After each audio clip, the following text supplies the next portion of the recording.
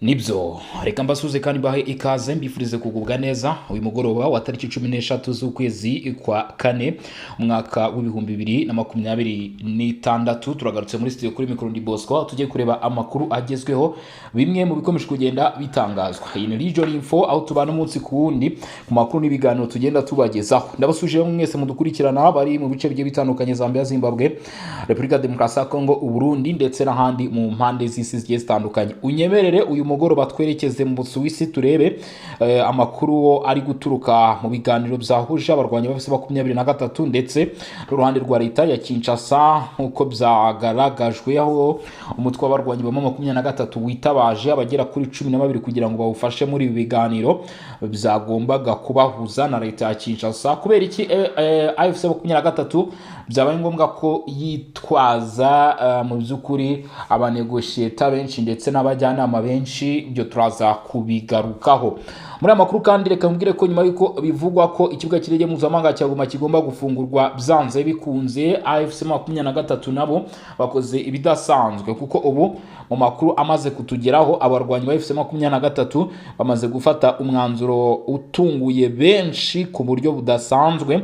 Uyu mwanzuro rero akaba n'ahandi ari muri Kivu y'Amajyepfo aho AFC 23 imaze gutangaza yuko imaze gushyira akadomo kwifungwa 100% ry'ikibuga kirege mpuzamahanga cya Goma ku ikoreshwa ryawo ry'indege zituruka ku ruhande rw'u Burundi ndetse n'uruhande rwa Republika Demokarasi ya Kongo, by'umwihariko indege zirimo drones zakoreshwaga muri iki kirere, aho bivugwa ko systeme muri amasaha nimugoroba yamaze gushyirwa hasi. Ibi bikozwe mu gihe hari hafashwe umwanzuro ko ikibuga kirege mpuzamahanga cya Goma, ikibuga kirege mpuzamahanga cya Bukavu byombi byagombaga gufungurwa kubera yuko byari bikenewe kugira ngo ibikorwa by'ubutabazi birusheho gukomeza kugenda bikorwa.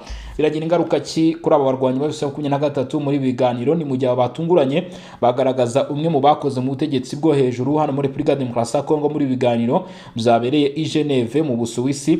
Uyu nguyu akaba ari uwitwa Claude. Uyu mugabo wagaragajwe mu byukuri n'abarwanyi ba AFC 23 mu biganiro yakangaranyije imbuga nkoranyambaga zigiye zitandukanye, ni wo bita Claude Ibilanki. Uyu mugabo rero impamvu ya byose cyangwa se cyabiteye gutuma benshi batungurwa no kuba yagaragaye mu bari buhagarire umutwe wa AFC 23 no kubera ko yigeze agira imyanya mu buyobozi bwa leta. Ibi rero ngo bishobora kuba biri gukorwa n'abarwanyi ba AFC 23 mu rwego rwo kwerekana yuko ubu umutwe wa AFC 23 ari abanyekongo ndetse n'abahoze mu butegetsi baba bashaka rwose kuba batakibarizwa ku ruhande rwa leta ndetse badashyigikiye n'ubu butegetsi bwa leta y'Kinshasa. Reka rero nta gutinda tuve mu mfunyamfunya twimata tudondosha turebe uko byifashe kuri uyu mugoroba. AFC 23 rero ikoze ibidasanzwe. Uyu mutwe wa 23 mu gihe wari mu rugendo rwo kuba n'ubundi ibyo twavuga byari biwuriho bitari byoroshye. AFC 23 nayigaragaje ko ari umwana utumva ndetse mu byukuri igaragaje yuko atari n'agafu k'imvugo rimwe. Kuba yitekereza ko AFC 23 ari umutwe woroshye, uyu mutwe wongeye gushimangira ko ibyo urimo ushobora kuba ubizi kandi imyanzuro ugenda ufata baba bamaze kugenda bayitekerezaho. Ibi ntabwo byari berutse gukorwa cyangwa se kuvugwa, ariko ubwo benshi bari bahanze amaso mu Busuwisi bategereje mu byukuri uko biza kugenda hagati y'izi nyeshyamba n'ubundi n'uruhande rwa Kinshasa ndetse n'abahuza, AFC 23 isifata umwanzuro ukomeye cyane. Kivu y'Amajyepfo Minembwe ahumvikanye imirwano ku munsi w'ejo, biravuga ko ubu ngubu hagaragaye ko habayeho kwinjirira ikoranabuhanga ryakoreshwaga muri utu duce ibizwi nka GPS jamming. Ibiro bikaba byakozwe n'abarwanyi ba AFC 23 ni nyuma yuko ku munsi w'ejo tariki 12 ku cyumweru hari hiriwe ibitero masaha by'umwihariko cyane cyane masaha nimugoroba, ibitero byibasiriye imyanya y'abarwanyi ba AFC 23. Birakekwa rero ko abarwanyi ba AFC 23 turi ko bivugwa ko banatakaje umubare mwinshi cyane w'abarwanyi muri ibyo bitero bagombaga guhita bashaka igisubizo cyangwa se umwanzuro wo guhita bahagarika ibyo bitero. Nta kindi kintu kibayeho. AFC M23 ubu amakuru aremeza ko bamaze kwinjira tayari mu ikoranabuhanga ryakoreshwaga hariya, n'abarimo abarundi, n'abarimo FARDC ndetse wazalendo, abacanshuro bahita bagira iki, bahita bahagarika iryo koranabuhanga ubu ngubu kugira ngo indege ya Repubulika Iharanira Demokarasi ya Kongo, abe drones, abe n'izi ndege zisanzwe kajugujugu, abe Sukhoi, iyo ariyo yose leta ya Kinshasa yagurutse muri kiriya kirere ku butumburike runaka buba bwagiye bukatwa cyangwa se buba bwaragenwe, biraza kubasaba ko nabo babanza gukuraho ibizitira byashyizweho na AFC M23 nk'uko ayo makuru abidutangariza. Gusa ikiriho nuko uruhande rwa Kinshasa rwo rwamaze kumenya aya makuru, rurabimenya ko AFC M23 bajaminze systeme, byanze bikunze urumva n'ubundi bategetswe gusa nkaho babimenye cyangwa se bagomba kuba babimenya. Ntabwo byabayobora kuko murabizi ko hariya hanagaragara cyangwa se hakunze kuboneka drones ziba zikora ubutasi cyangwa se ibyo twavuga nka patrouille, bivuyeho n'ubundi ni ibice bimaze iminsi byumvikanamo ibitero. Ku munsi w'ejo hari havuzwe imirwano, byanze bikunze umunsi ntabwo hari bure patrouille, ari nayo mpamvu rero byahise bimenyekana kubera yuko byamenyekanye hakiri kare, ndetse biravuga ko bitigeze bigira n'ingaruka wenda z'ako kanya. Bishoboka ko biramutse bigumyeho ibitero bishobora kuza guhagarara, si uguhagarara gusa, biranashoboka ko mu by'ukuri mu bishobora kuba byabaho, birashoboka ko aba barwanyi ba AFC M23 bashaka kugaba ibitero ubo bya drone biboroheye kurusha uko iby'uruhande rwa leta byagabwa, kubera ko urumva bafite control cyangwa se bafite ubushobozi bw'ikirere hariya muri kara gace. Ubu rero ariko amakuru ahari ni ukuvuga ko igisirikare cya leta ya Kongo FARDC, iki gisirikare cya leta ya Kongo FARDC ndetse nabo bakorana nk'ibisanzwe muri biriya bice, nabo amakuru dufite nuko baticaye. Nyuma yuko babimenye ntabwo bicaye. Ikibazo rero cyari ikibazo mbere yuko gitahurwa, ariko amakuru ahari aho babimenyeye ubu ngubu aba bagabo ntabwo bicaye, barimo barakurikirana mu by'ukuri icyabiteye ndetse n'uburyo byakozwemo kugira ngo babikure, kuko ibi nta nubwo ari ubwa mbere abarwanyi ba AFC M23 babikoze, kugira ngo wenda ube wavuga uti biraza kugora cyane ubutegetsi bwa leta Repubulika Demokarasi ya Kongo. Ni ibintu biza kuborohera cyane kuza kubikuraho, ariko bifite n'igisobanuro gikomeye cyane, kubera ko benshi bumvaga ko AFC M23 yaba ifite ubwoba, bumvaga ko uyu mutwe waba mu by'ukuri ari umutwe utagira ikindi kintu ukora, by'umwihariko no muri ibihe by'ibiganiro byimuwe byongeye gusubukurwa. Ariko AFC M23 nayo ishimangira ko igikomeje urugendo rwayo kandi nta kintu na kimwe gishaka kuba cyabahagarika. Ni mu gihe abangaba n'ubundi aba barwanyi abenshi bavuga bati kuba Qatar yemeye kwikuraho ibiganiro byabo, nanone harimo ubushake ndetse no kwanga ibishobora kuba biri gukorwa inyuma y'ibi biganiro bitarimo gutangazwa. Qatar rero ikaba yahisemo guhita ibireka, hanyuma rero mu by'ukuri ikaba yabiharira Ubusuwisi. Kuba iki kibazo cyerekejwe mu bihugu hano by'i Burayi, biravuga ko leta zunze ubumwe za Amerika zaba ziri gukwegera ku buryo bukomeye cyane abarwanyi ba AFC M23 mu Burayi, ku buryo bishaka kuza kubagora. Ari nayo mpamvu nabo byabasabye kwitwaza ingufu nyinshi. Abagera kuri 12 nakubwiye ko bagiye bahagarariye AFC M23, ndaje tunabarondoro turebe ni bantu ki ni bande. Bivugwa ko Amerika ibingibi byabaye yari bibizi cyangwa se ishaka kuba ibifitemo uruhare, ndetse bishaka kuza gutuma AFC M23 ibangamirwa ku nyungu yagombaga kugira mu biganiro, ari nabyo Kinshasa n'ubundi nanone nayo yaba ishaka kuri ingingo. Kandi murabizi ko bo nkuko nakomeshwe ndambibabwira ni Somambike wa Amerika cyangwa se ni Ciranikubitere, n'abantu bamaze kunywana, kubera ko Amerika nayo irashaka inyungu zayo mu bijyanye n'ishoramari yashoye hano muri iki gihugu cy'abaturanyi cya Repubulika Iharanira Demokarasi ya Kongo. Nta gutinda duhita dukubitira kuri iyi nyandiko yashyizwe hanze n'abarwanyi ba FC23 hanyuma rero nkuko byagaragaye iza gushyirwaho umukono na Bertrand Bizimunwa niwe washyize umukono kuri iri tangazo cyangwa se kuri iyi nyandiko. Bati Geneve AFC/M23 yakirije Qatar urutonde rw'intumwa zigomba kwitabira ibiganiro by'amahoro bya Doha byimuriwe mu Busuwisi. Umutwe wa Alliance Fleuve Congo cyangwa se Mouvement du 23 Mars watangaje ku mugaragaro urutonde rw'intumwa zizawuhagararira mu biganiro by'amahoro bya Doha.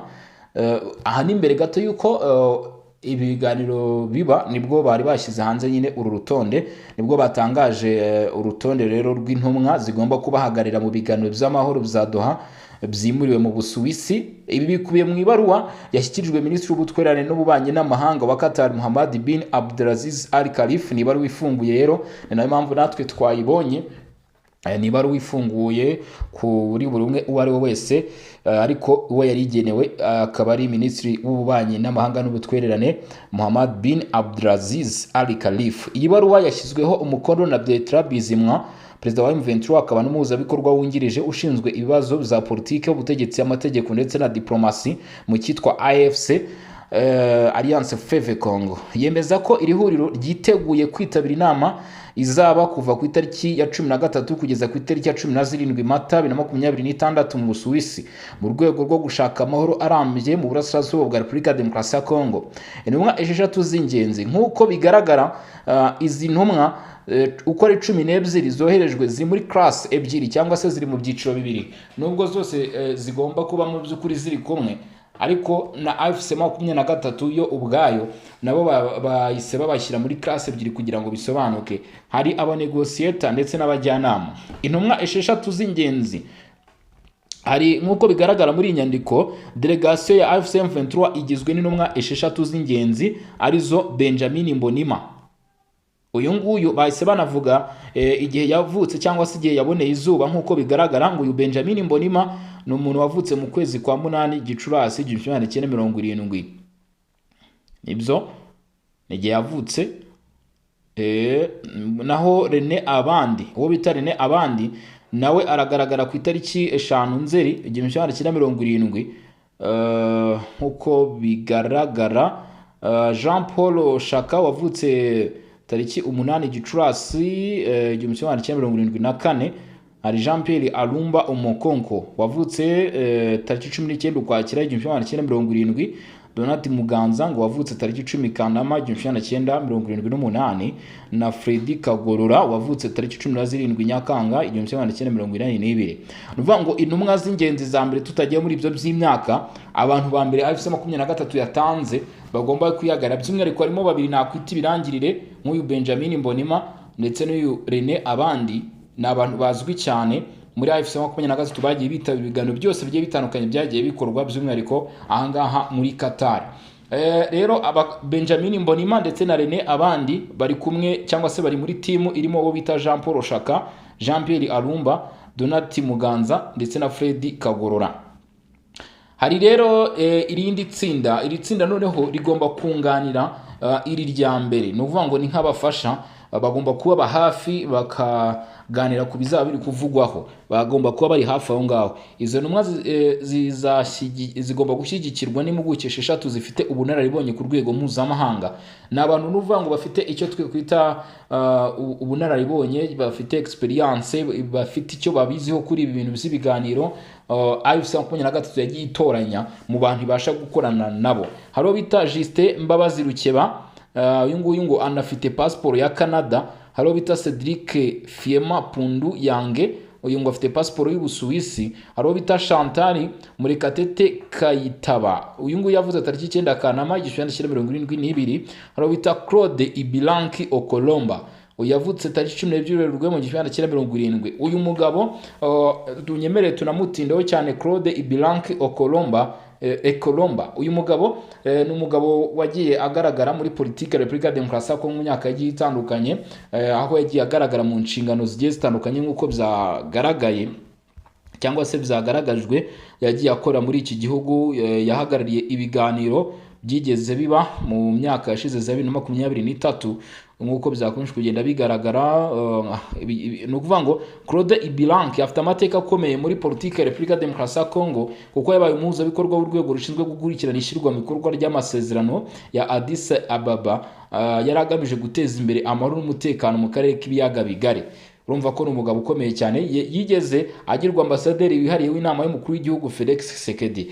Ni umugabo rero ukomeye wahagarariye AFC-M23 ndetse benshi byabatunguye cyane kumubona mu by'ukuri ashyigikiye izi nyeshyamba za AFC-M23. Bavuga ko ari n'icy'umutwe nanone hano AFC-M23 isa nkaho yatsinze mu kugaragaza urugendo rwayo ndetse no kwerekana ishusho y'uko uyu ari umutwe w'abanyekongo bahagurukiye kurwanira iki gihugu.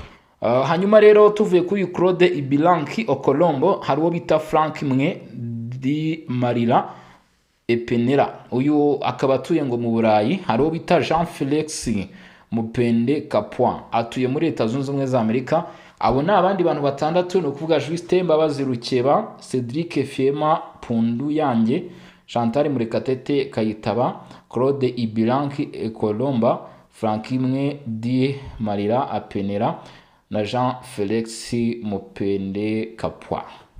Ni abantu batandatu bagomba kunganira iri tsinda rya mbere twavuze haraguru muri ibi biganiro. Urumva bakajya babaha ibitekerezo, ibitanzwe bakabiganiraho, bagatanga ingingo zumvikana. Ariko abo bandi nibo abo twavuze mbere, abarimo Rene abandi ndetse na Benjamin Mbonima na ba Donat Muganza na ba Fred Kagorora, nibo rwose bagomba kujya babicaye imbere y'abandi.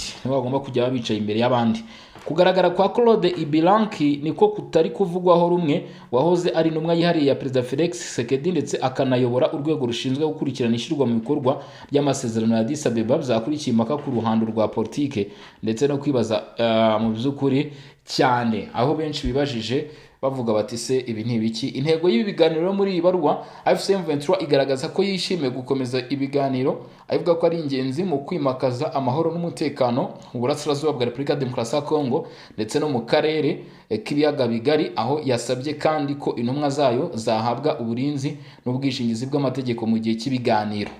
Urumva ko kantu AFC-M23 yatanzemo, bivuga ngo uyu mutwe mu ibaruwa batanze kuri Katari basabye ko aba bantu boherejwe hariya mu Busuwisi bagomba kuba bafite uburinzi, ubwishingizi ku mutekano wabo ndetse kandi bakaba barengerwa n'amategeko muri iki gihe cyose ibiganiro biri kuba, ku buryo nta muntu niyo yaba akurikiranweho ibyaha runaka cyangwa se hari ikindi cyaba kibaye atagomba kuba yafatwa cyangwa se atari cyo gihe cyo kumufata. Ibyo ngibyo AFC-M23 yabanje kubidekarara muri iyi baruwa. Bivuze ngo agira ngo izi ntumwa niba hari n'abafatiwe ibihano cyangwa se n'abashakishwaga bagende bafite umutekano. Iyi gahunda iyobowe na Katari nk'umuhuza, igafashwa na Leta Zunze Ubumwe za Amerika nk'umworohereza w'ibiganiro mu gihe Ubusuwisi bwakiriye iyi nama. Itangazwa ry'urutonde rigaragaza ko AFC-M23 yemeje kwitabira ibiganiro bya diplomasi, igaragaza intumwa zirimo abanyapolitike n'impuguke zifite uburambe mpuzamahanga.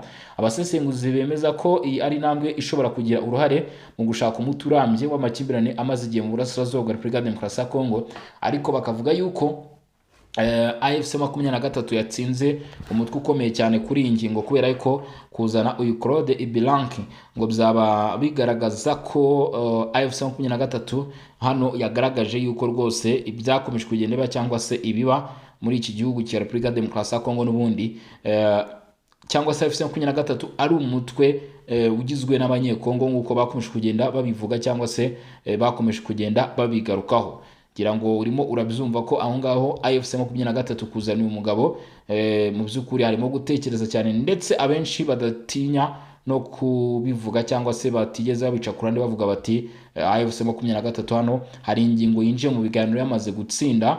Ariko ibyo biba mu biganiro byo urumva biratandukanye. Ni byinshi rero bitegerejwe kuza gufatwaho umwanzuro, dore ko hari byabaye mu muhezo ndetse hari n'ibigomba kujya ku karubanda. Ibyo byo ugomba kuba ubyiteguye, hari ibyo ugomba kumenya, hari ibyo utagomba kumenya, ariko amahirwe ahari iyo wamaze kugera hano kabisa nuko byinshi biba byavuzwe cyangwa se byinshi byavuzwe ugomba kuba wabitahura. uraza kubitahura kubera yuko kenshi kabisa amakuru tugenda tuyagusanyiza dukoresheje iyo bwabaga. Niko abanyarwanda bajya bavuga bati dukoze iyo bwabaga, ni ukuvuga bavuze ati n'ahahandi hatagerwa rwose ati turahagera. Inyeshyamba za CRP zishinjwa gukorana n'abarwanyi ba M23 zikomeje guhura n'uruva gusenya muri teritwari ya Njugu. Biravuga ko iyi CRP abarwanyi b'umutwe w'iterabwoba bashinjwa gukorana na M23 bambuwe lokalite zigera mu 8 zose. Izo lokalite zikaba zabohowe n'igisirikare cya leta ya Congo FARDC muri bice nk'uko byemejwe mu makuru yatanzwe, ndetse n'abarimo abagaragara mu matsinda ya Wazalendo bahita bemeza ko iyo ari insinzi babashije kugeraho kwambura aba barwanyi ba CRP ibyo bice, kuko biza gutuma abaturage bo muri ibyo bice nyine bataza kuba bahohoterwa nk'uko izi nyandiko z'aya makuru zakomeje kugenda zibigaragaza. Reka njye mbashimire babwire ni mwakoze, turasura mu masaha ari imbere turana n'ibindi babigezweho. Ciao ciao, hasta la vista.